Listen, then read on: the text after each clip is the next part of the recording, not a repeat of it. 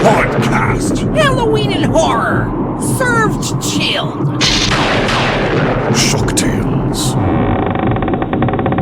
Welcome into the last bar on the left for your monthly dose of toxic buffoonery. The cover charge, as always, is to like, comment, follow, subscribe, and share with your haunt and Halloween friends. Tonight is 80s night, so let's electric slide our way down to the back booth to join Johnny Thunder, whose drinking is already in progress. Mr. Thunder. What's going on, man? How are you? Hey. Getting through the dreary, dull, January? Pre-convention season, yeah. January was a pretty long year. I mean, yeah. The worst month, January and February, the two worst months of the year. Honestly, dude. Just got to get through them, man. Seriously, like I said, my birthday's like early January, and then it's like until March. It's like you have to, especially here in the Northeast, right? Like I'm always like I love like the fall. Like I love that we have a fall and a spring and a summer, but I'm like, this winter is like, damn. Yeah, it's been a chilly one for sure. The coldest one I can remember in a while. So yeah, it's like no outside work being done. There's no props, but I'm working on my my foolish Lucy kitchen, as you call it. So yeah, your mid-century. Yeah.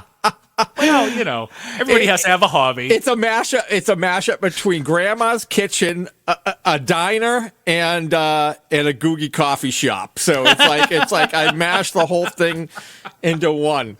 It's completely exaggerated, and like my take on what a 50s kitchen diner soda shop would be, but yeah. But what makes me laugh is like you're talking about like maybe you eventually soon want to like sell and like move, and I'm like, dude, you're fixing it up to be like a fun house. Like you're gonna have to look for a very specific buyer. What I'm gonna have to do is like strip all this stuff off. Knock down the whole house. Strip lot for sale. Strip the whole thing down and paint and give it like a plain coat of white paint. White, just white with beige carpeting. Yeah.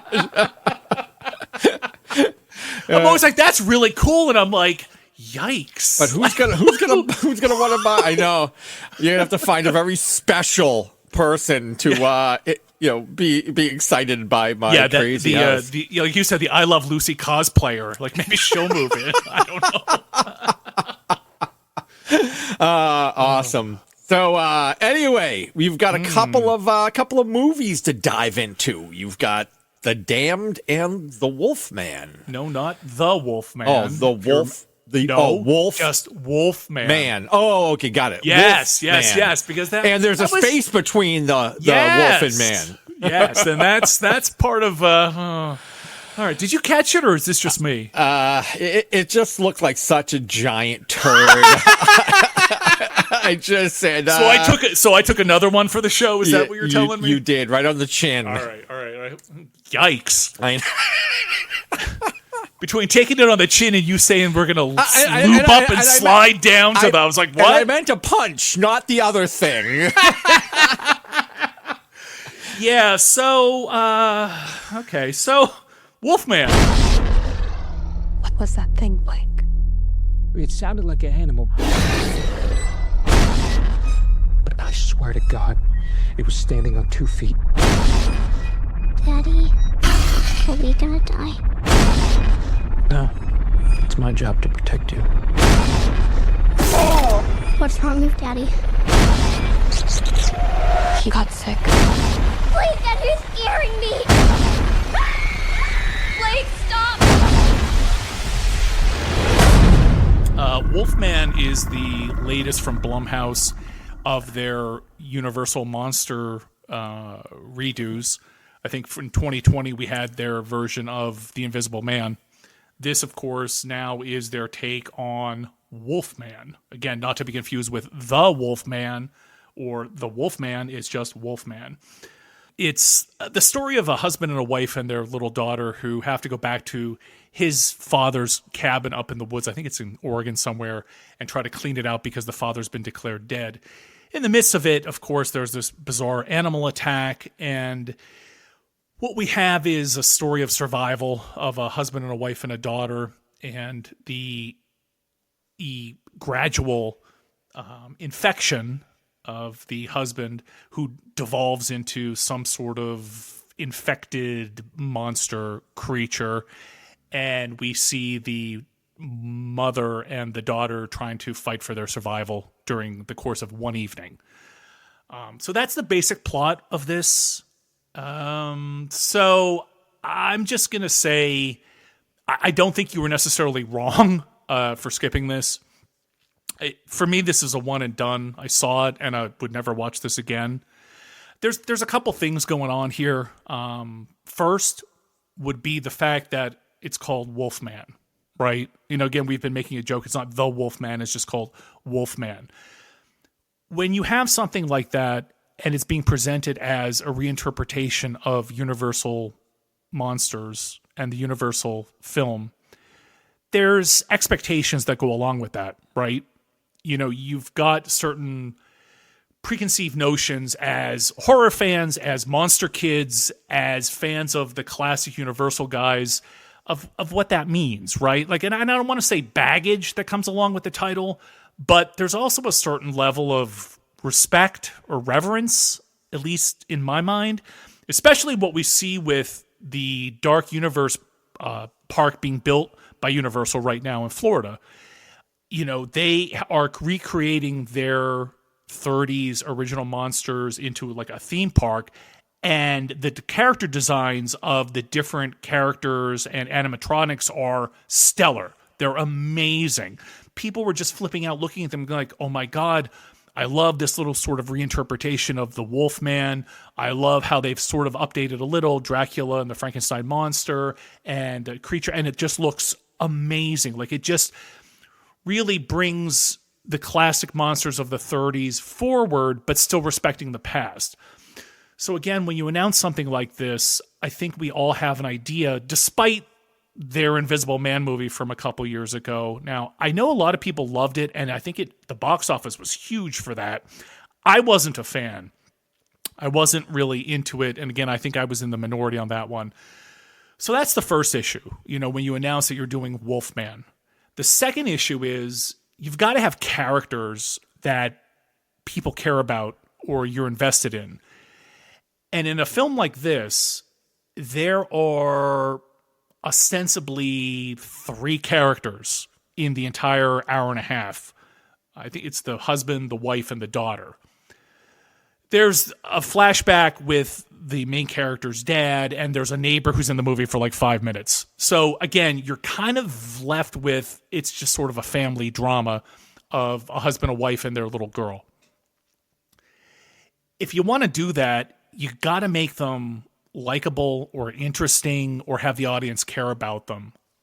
I had none of those feelings about any of these people. Like, literally within 10 minutes, I'm like, can they just all fall in a hole? I just didn't care, and I wasn't interested in the least. Which leads me to the third point, the story. You've got to have a story. Now, that being said, if you want to just have a small movie where it's a couple characters trapped in a house, but you're going to go balls to the wall with gore or special effects and just be over the top, then you go, well, look, hey, go into this movie. There's not a lot of plot, but it's bonkers and it's crazy to look at. This isn't that either. And the biggest sin is it's boring. It is just a boring film.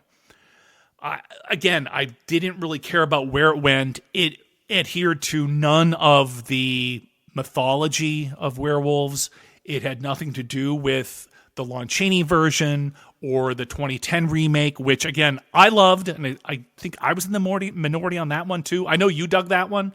I loved it. I don't understand. It's a 43 on Metacritic, and I just don't understand. And I think it made 10 million under its budget, which I just don't understand at all. I don't get the hate on that. Okay, one too many cutscenes to the moon. Well, the moon. That was my biggest issue at the time. It was just like, enough with the effing moon. But here, I was just like, can somebody show the moon?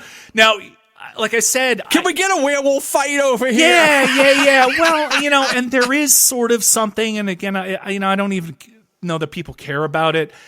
But it just was really boring. And here's the thing is, it's also bizarre because I think it wasn't that long of a movie, and yet simultaneously it felt really overly long. And in a lot of ways, it was kind of like Hallmark Channel family drama meets some sort of body horror, which could be interesting, but it's not. And that leads me to my fourth point, which is it echoes a lot of other sentiments out there.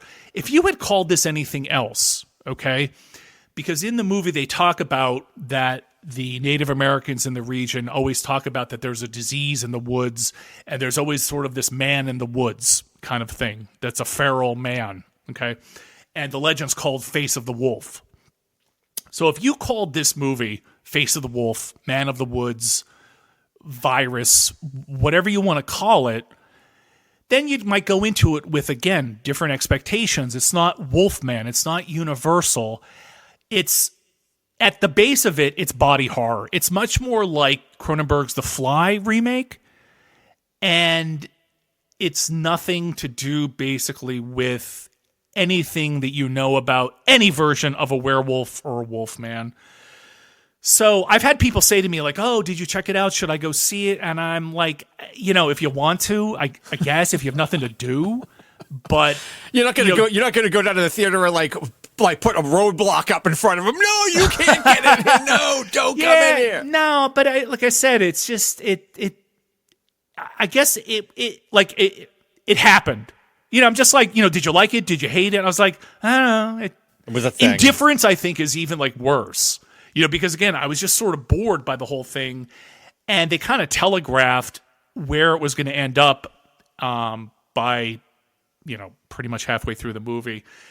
And of course, if you want to read too much into it, it also is a critique of, toxic masculinity and the reaction against that. But of course it is. Well, but I mean, we can go into all kinds of like deeper stuff, but I don't think this movie is even worth it. Now, that being said, probably a lot of people are going to watch this on TV and go, "Oh, it wasn't that bad," which is fine. Again, if you called this Face of the Wolf, Wolf Virus, Virus Wolf, Moon Virus, I don't know.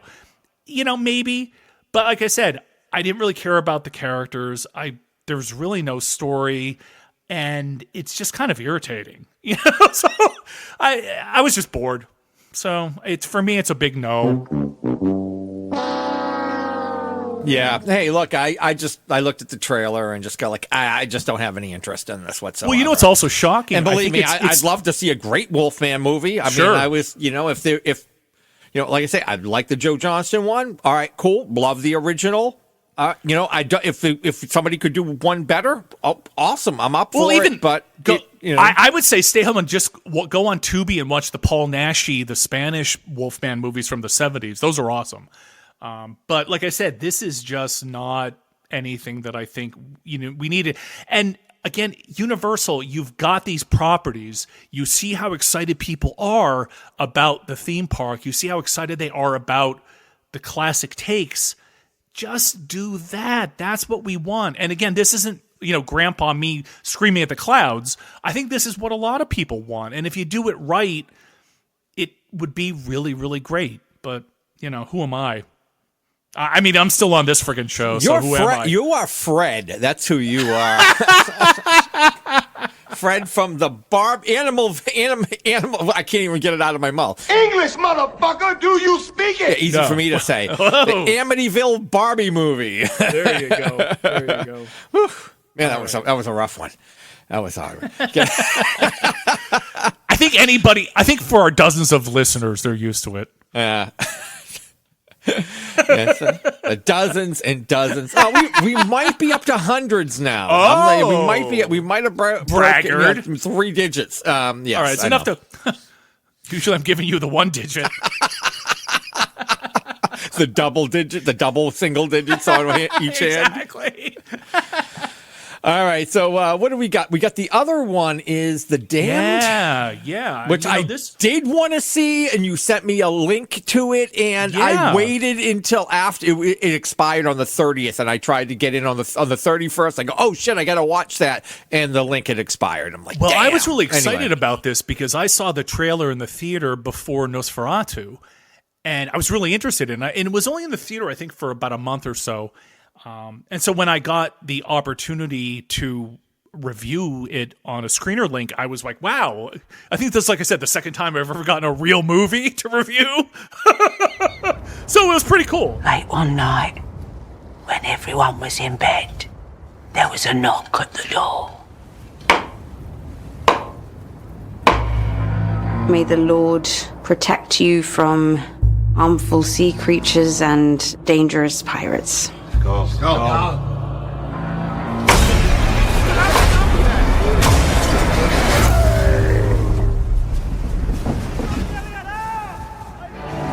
Poor bastards. We're not going to help them. Helping those men will put all of your lives at risk, and I cannot do that. Whatever wreckage can float, we'll stay close to them.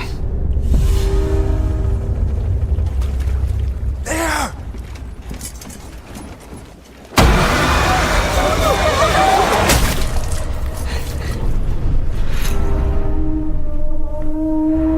I've seen evil trying to get in here.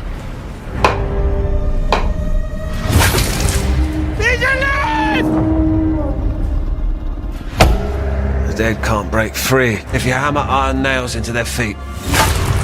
What happened on that ship was a terrible tragedy. He doesn't care. I wouldn't sleep if I were you. A thing like that never stops.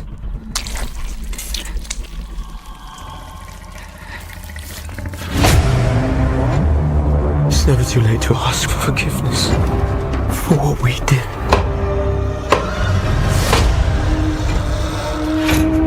It won't stop until it's taken all of us. Keep it away! Keep it away from me!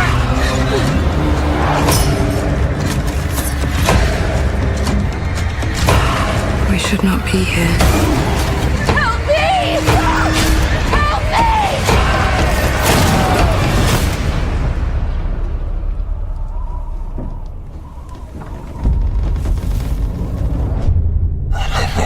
Always more dangerous than the dead.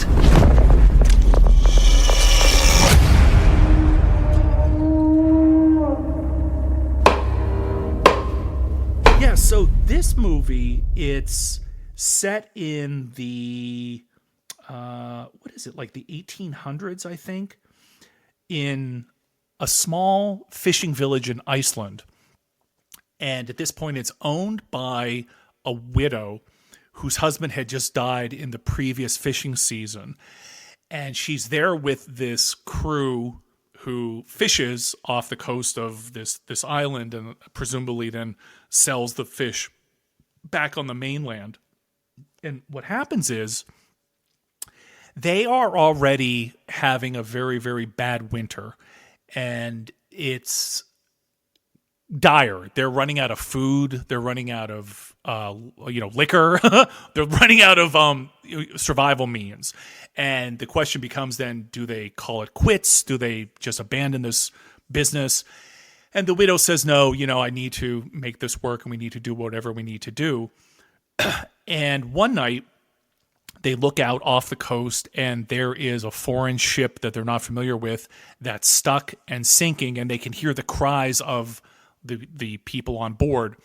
And then the dilemma becomes, do they go out to try to help them because it's a treacherous area of rocks and reef, knowing that they don't have enough food to feed themselves, let alone strangers? Or do they just simply let the ship be and whatever happens to those souls happens? So they go with the latter. They decide not to help and they just let the ship go down. So what they do then is go out and try to see if there's anything they can salvage from the ship, whether it be food, whether it be alcohol, or anything else out there. So then there's a little bit of a skirmish. They come back and dead start washing up on the beach. And in the meantime, there is a local woman who talks about the warning about the local legend called the Dragor, which is kind of a part ghost, part zombie, part vampire. And she warns all of the village that they need to take certain steps to ward off the Dragor, such as putting all the bodies in coffins, binding their arms and legs, nailing their feet together, and everyone like kind of just blows her off and, oh, she's crazy, whatever. So you've got then about an hour and a half, hour 40 of this very claustrophobic, austere, frightening, location. They're all trapped in this little hut together with this ice skate behind them and ice and snow, and it's a really, and I say cold, and I don't mean that to be funny, but I mean it's a frightening, claustrophobic, dark, creepy vibe of all of them trapped there together, and slowly something starts happening. Is it this Dragor, the monster that's come to them, that's seeking revenge because they did not save the souls on the ship? Is it their minds playing tricks on them? That's all part of the movie. I would say this is kind of like Robert Eggers light. So if you like Robert Eggers movies, it's definitely right up your alley. It's kind of and I've seen somebody describe it like this, and I agree totally. It's The Witch meets The Lighthouse meets The Terror meets The Thing. So it's interesting. Again, the costuming is really great. There's a real sense of dread and foreboding in all of this. The only thing I would say is I think it goes completely off the rails at the end. I think they had a great 85% of the movie, and either they didn't know how to end it or they just kind of went off course with the way they were thinking with the script. So I wasn't necessarily pleased with the resolution, but if you're into historical dramas and you're into, very, I don't want to say small movies, because there are a lot of scares, there's a lot of jump scares, and like I said, the sense of dread is really overpowering. I would definitely say check this out. And even I said to you with The Mire, there are a lot of ideas and concepts about, the fishing legends and this Dragor kind of monster. Again, it's sort of this ghost vampire zombie kind of thing, and it's creepy. It's super creepy. So this one I recommend. I definitely dug it. Sounds phenomenal. I definitely want to check it out. Like I said, I was going to see it in the theater, and I got the screener, and I was so pleased that I watched it. Like I said, it does fall apart a little bit at the end, but overall it's good. And if you have a haunt, like I said, if you have a yard haunt or you have a situation like that, there's a really cool poem that the old woman who was telling the story originally about the Dragor, there's this whole poem that goes along with it, and it's super creepy. If I find it, I'll post it in the Hauntcast group on Facebook. Because like I said, I actually thought of you and making sort of this Dragor figure and kind of putting the poem at the pedestal, to kind of like, the guests could kind of read the poem. But sweet, man. Yeah. So and so our Hauntcast group on Facebook, what is that? It's Hauntcast. Hauntcast Podcast. That's it. Okay. Yeah, the Hauntcast Podcast group on Facebook. So join in for a whole bunch of nonsense, dick and fart jokes, and where can we find the show otherwise? Dirty memes and all kinds of stuff. And the show is where? Everywhere. We have on all podcast platforms. And YouTube. So anywhere you get your podcasts, you'll find Hauntcast. Plus, it's also available. Even the audio version is available on YouTube. And I do have some videos coming your way as well, kids. I got the Cthulhu one. The Cthulhu build is now up. If you haven't caught that, that's awesome. Yeah, that was great. So, and it's all free. And it's all free. Like I'm not your love. I'm not shaking anybody down anymore. No. Like my hugs that'll be coming up in April, right? I'm not shilling people's products. I'm not shilling myself. I'm not trying to get you to join Patreon or any of that other nonsense. Nope. Just enjoy and share with your haunt fiends. That's all. That's all I ask. All right. Can you do it? Yeah, I'm good. I mean, I'm fine. I I'm good. But, yeah, you shared with me, and I appreciate that. Yeah. So what else is going on? That's it. So we'll see each other in April, I guess. April? Yeah, we're going to do the East Coast Haunters convention down in Philly area, somewhere in the Philly area. Yeah, it's the Western Burbs. Yeah. Somewhere around in there. Yeah. And so we'll be down there. We'll have a booth. We'll have probably, I think Johnny Thunder will have his red Solo cups available. Autographing. Filled to the brim. And hugs. Yes. Yep, free hugs. Yes. And the next time we record, I will have a review of Hard Eyes, which is coming out actually next week for Valentine's Day, a new horror movie slasher Valentine's killer film. And I'm going to be checking out Lincoln Mills Haunt up in Manayunk. They're doing a Valentine's Haunt weekend on the 14th and 15th, so I can talk about both of those next time. Excellent. You just continue to bring it. I do. Well, like I said, I got to dial it back sometimes because, my 100% sometimes is 185%, so Yeah, you definitely are doing way too much, and you should scale back a bit. I really need to calm the F down. Really, really, really. All right, genius. Well, as always, the pleasure was on your side of the table. Of course. But Yes. of course. All right, everybody. Well, as always, thank you for listening. This is Johnny Thunder with Baker, reminding you to stay scary. Please follow the podcast. Give us a 5-star review. Stalk us on social media. Links in the description. And visit our blog page for more show info at huntcastpodcast.net/blog. Until next time, stay scary. But I can't leave them. I can't. Yes. Go. You live.